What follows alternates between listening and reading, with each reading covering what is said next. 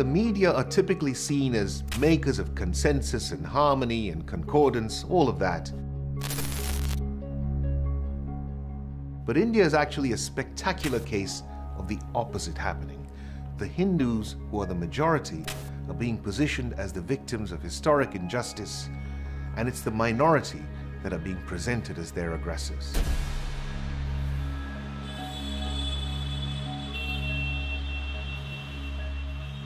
The Hindu public is constantly being made to feel beleaguered.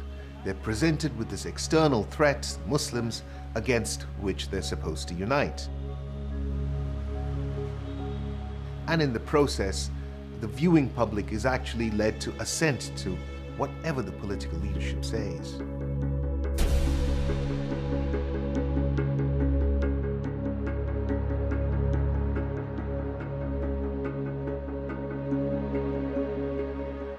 Don't look down, but India is on a precipice. The voices of Hindutva, Hindu supremacy, are ascendant, as is intolerance, hate speech. It has worked its way through the body politic like a slow-acting poison. The effect on the Muslims targeted has proven toxic, at times deadly. Hate speech proposes violence as a solution, and in India, it is pumped out night after night. The country has hundreds of news channels, many of which have monetized conflict. They trade in hyper-Hindu nationalism, xenophobia, name-calling, usually in support of India's ruling party, the BJP, and Prime Minister Narendra Modi. When you say patriotism is in your heart, then why are you being forced? Why are you forcing us? It's like a gladiatorial fight, evening upon evening.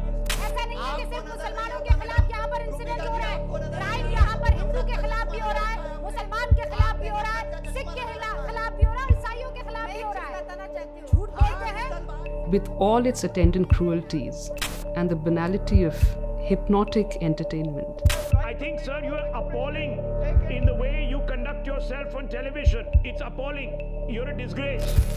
And there's also this joy that people find in the collective flaying of ideas that are contrarian to establishment, or the flaying of an individual or a community. इस देश में मदरसों का एक बड़ा योगदान है, कट्टरपंथियों की कारखाने हैं. The problem really lies in something called ratings. Newsmakers. When the game becomes one of viewership and you are just trying to grab eyeballs. Until she walks in. Watch renowned journalist Navika Kumar. Anything goes. The intensity of this battle for ratings has made television more and more shrill, to some extent even irresponsible. A very senior panelist described them as banshees because of the manner in which they're always wailing.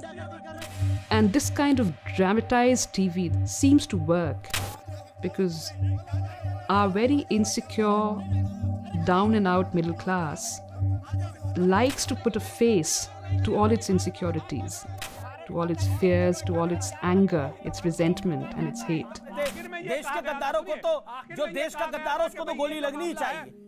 And these people give them that face, the face of the Muslim.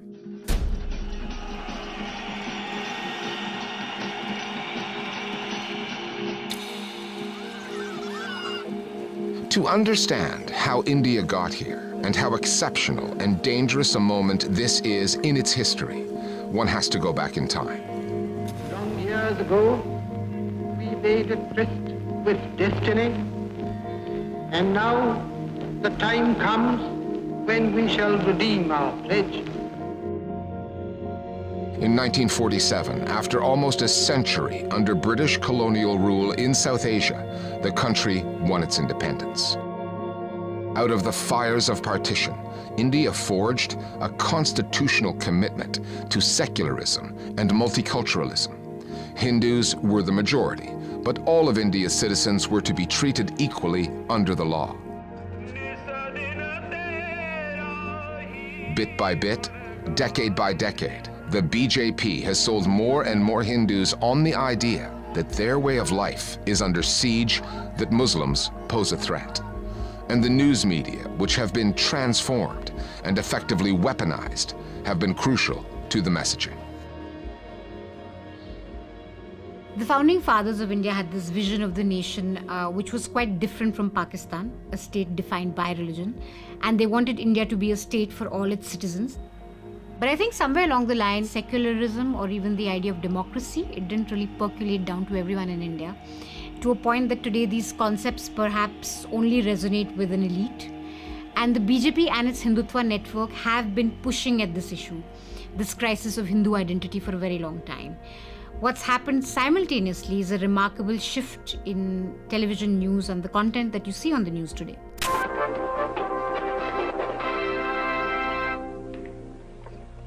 This is Doordarshan News. Good evening and welcome. The news culture for a very long time has been staid and boring.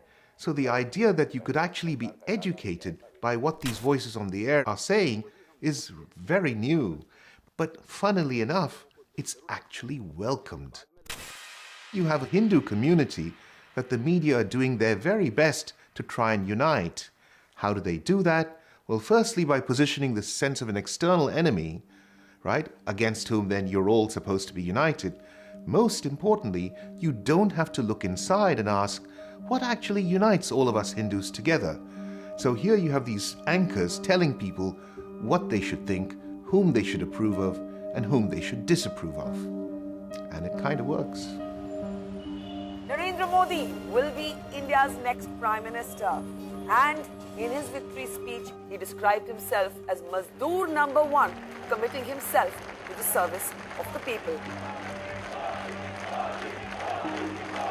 What's really changed since the BJP came to power is that you have anchors who've taken quite committed, hyper-partisan positions. They've decided essentially to shill for the government and tarnished any other view as anti-national. पहले साबित करिए आप राष्ट्रभक्त हैं। आपको भारत माता की जय बोलने में दिक्कत क्या है बताइए? Muslims today are told their beliefs, what they eat, how they dress, who they fall in love with, all of it is a problem or can be a potential problem or a crime. And so for Muslim news consumers, it's a pretty bleak scenario. You would want to tune out or disengage. In some ways, it's the news outlets that have disengaged from the stories that are hitting people the hardest. India's agricultural sector, responsible for roughly 20% of its GDP, is in turmoil. Its healthcare sector, exposed by COVID-19, is in critical condition, and the unemployment rate is approaching 8%. That's more than 100 million people without work. Yet, when the online outlet News Laundry analyzed debates across 7 major news channels earlier this year, it found that the number of programs tackling economic problems were minimal. Communal issues, Hindu versus Muslim debates, controversies dominate the output. And certain terms get thrown in, like jihad, and then applied to whatever grievances Indians may have. There is this whole discourse of jihad, which loosely references the global war on terror. यहाँ पर एक बड़ा सवाल ये भी है कि क्या लव जिहाद के जरिए देश की सामाजिक संरचना को ध्वस्त करने की साजिश हो रही है? Love jihad references the taking of Hindu women and this whole sense of honor, because every community's honor seems to rest in their women. जमीन जिहाद या लैंड जिहाद का मुद्दा एक बार फिर से गर्मा गया है। उत्तराखंड की डेमोग्राफी बदलने की कोशिश की जा रही है। स्थानीय लोगों को ऐसा लग रहा है Land jihad sort of attacks the idea that Muslims should be buying land or Muslims should be building houses. This is the kind of discourse that this ecosystem proliferates. The government, the executive, with the help of the cheerleaders, has marked out not just Muslims, but Dalits, the tribals, and people who are generally dissenters, and their labels that describe them. देश विरोधी, those anti-national slogans. देश विरोधी, anti-national, anti-nationalism. You want to support the breakup of India, please? These terms, they attach themselves to people's imaginations very easily. Many of these anchors often use the term illegal immigrants. It's kind of like a shorthand for Muslims. And you saw this very recently when there was a spate of bulldozing of Muslim homes and shops. And you had prominent anchors climb on top of the bulldozer in a sort of a macabre Roman spectacle.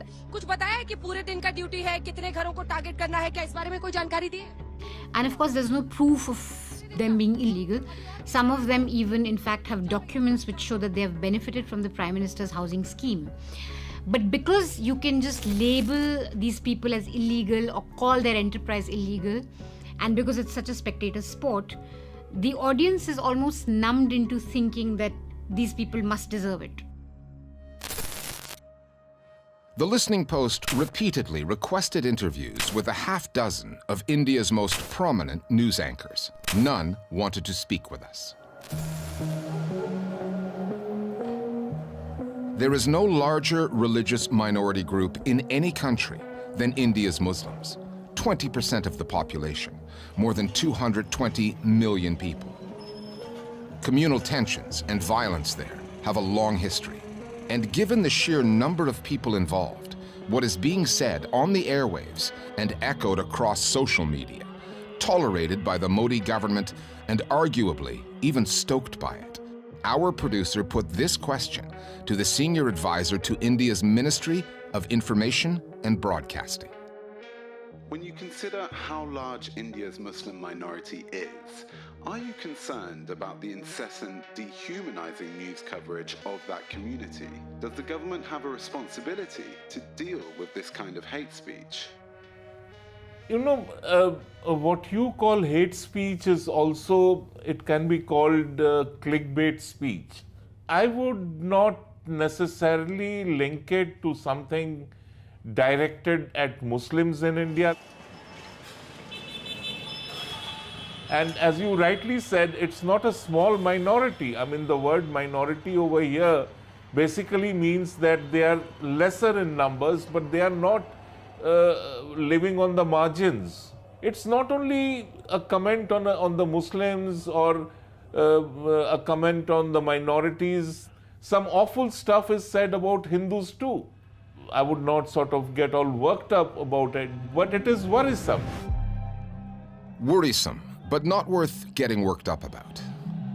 That kind of thinking alarms experts in the history of genocide, like Gregory Stanton. 5 years before the Rwandan genocide of 1994, he warned the authorities there that their country was in a dangerous place. Stanton was ignored. The rhetoric kept coming from the government side and some hateful voices in the Rwandan media, one radio station in particular that broadcast calls for murder. Hundreds of thousands were then slaughtered. Stanton stresses that acts of genocide don't come out of nowhere. They don't just happen. They are the catastrophic culmination of a process. And what India is going through right now, according to Stanton, fits with the pattern. The media play a huge role in creating the polarization in a society that is necessary for genocide.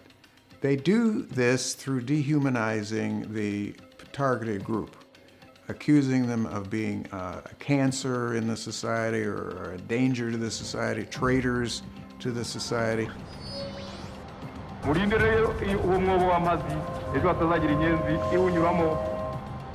In Rwanda, you had the hate radio and television and newspapers claiming that the Tutsis were cockroaches, for example. So this kind of dehumanization is something you find very frequently before a genocide happens.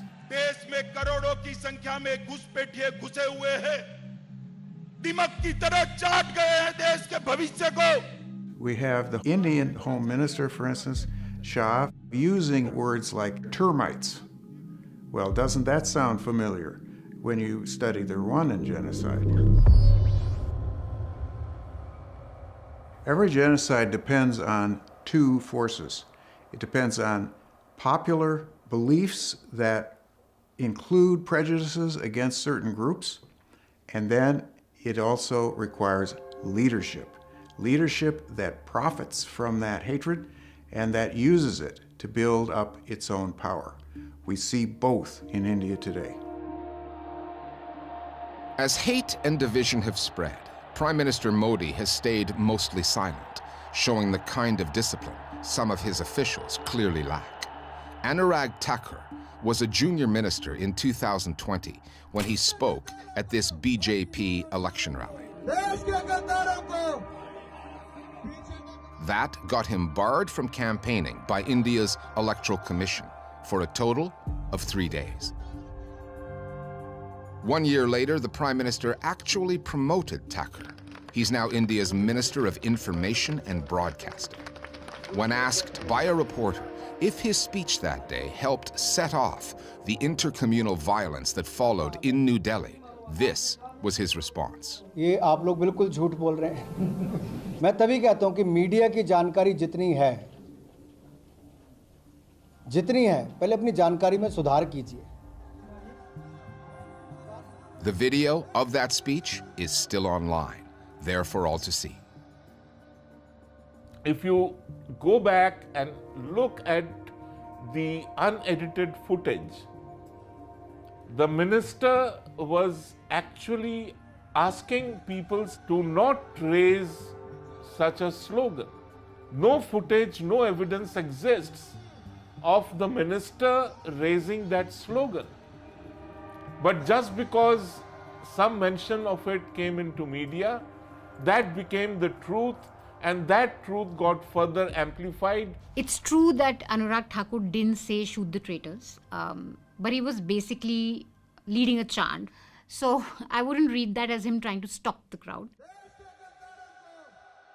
You could say he was egging them on. And even if the media is so corrupt as to edit something and completely put it out of context, the Election Commission of India, they would have seen the video and they would have found something wrong with it to take that action that they did take against him.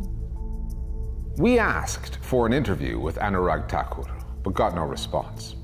Recently, belatedly, the government has had a rethink, and Thakur has reportedly met with media owners and TV anchors urging them to tone it down.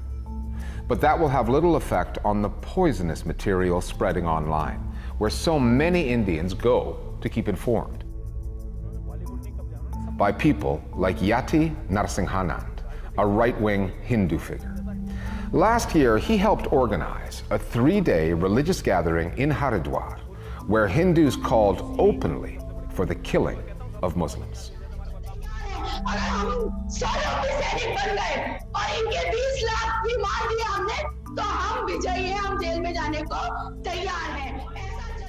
That video trended for days. All any Indian has to do to take part in a celebratory culture of violence is go on YouTube or WhatsApp. They'll find content far more explicit and disturbing than anything they'll see on TV. So now we have live streaming of violence.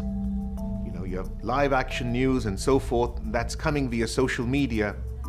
Recently we had a policeman beating Muslim suspects in custody. In this case, the policeman was suspended, but almost always individual acts of violence simply go unpunished. Many Indians aren't actually going to TV for their news. In fact, a recent Reuters report showed that audiences are going to YouTube primarily, followed by WhatsApp. And you have all kinds of toxic disinformation being shared on those platforms. We have people, supposedly religious figures, who say some really shocking things.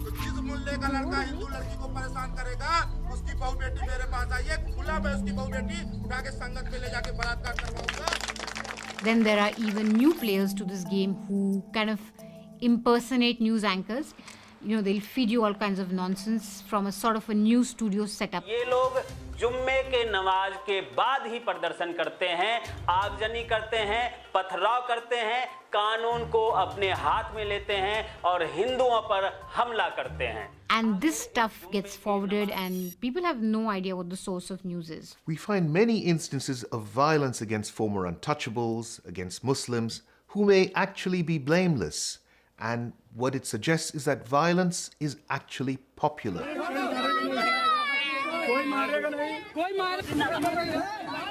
Now, there may be a narrative that rationalizes this as, the administration of justice, never mind due process, never mind the lack of evidence. And there's a shocking truth underneath all of this, that violence against minorities is actually popular. And that's difficult to digest.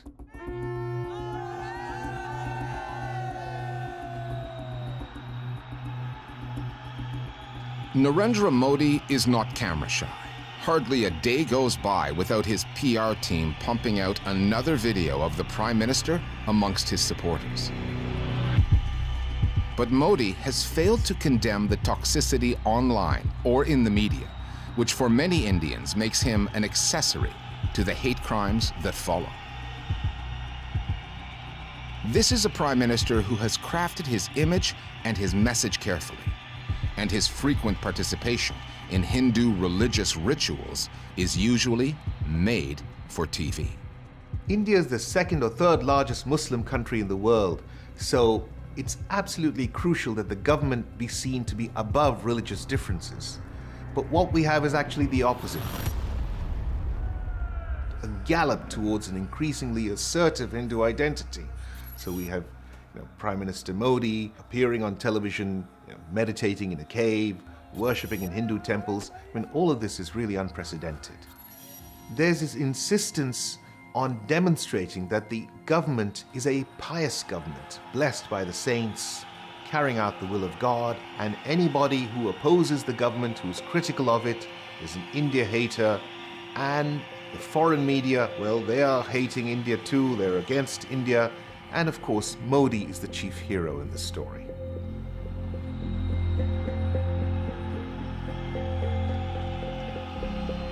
What are international news outlets like Al Jazeera missing in their coverage of India right now?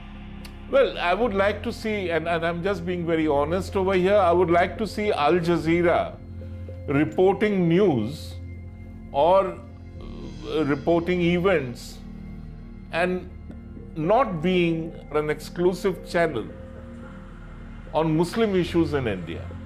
So you have to decide what you wish to be. You want to be a news outlet, or you want to be an outlet for only the Muslims of India. But even if you wish to be an outlet for only the Muslims of India, I would really want you to go and meet the vast majority of Muslims in India who face neither deprivation nor do they nurse any grievances. Kanchan Gupta said similar things about the New York Times and the Washington Post, that they also focus too much on Muslim issues. But spend any time watching the channels feeding news to Indians and you'll realize somebody's got to do it. Report on the frightening trajectory that this story is taking, where it may lead. You may be wondering, why aren't we anchoring this broadcast from New Delhi? We tried for months. We applied for visas and were questioned by Indian officials in London, and we have yet to hear back.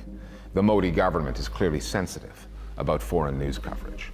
But if it was just news outlets on the outside making trouble, why just a few weeks ago would the Editors Guild of India, heads of newspapers and magazines, condemn domestic news channels for targeting vulnerable communities by spewing hatred? And they compared those news channels to that Rwandan radio station, the one that helped pave the way to genocide.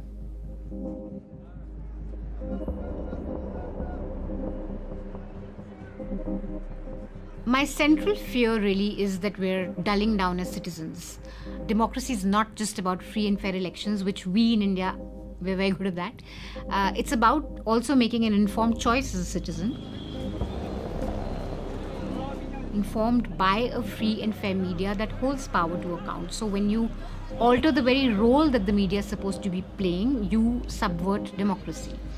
And then it doesn't matter if a Muslim is lynched or if a house is bulldozed, because you've just been numbed to all of this injustice and you find it quite normal.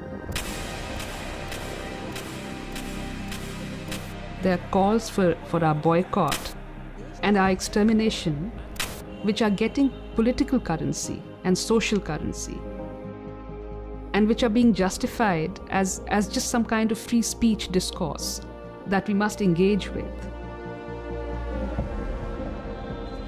this kind of hateful debate day in and day out, it's extremely traumatic, because you're forever trying to engage or make sense of this very repressive discourse. There's always been violence in India. There's always been violence against Dalits, against the tribal people, against Muslims, against women. But earlier it was seen as an aberration. Now this kind of violence has moved center stage. It's not happening on the margins. It's in fact constituting the new state.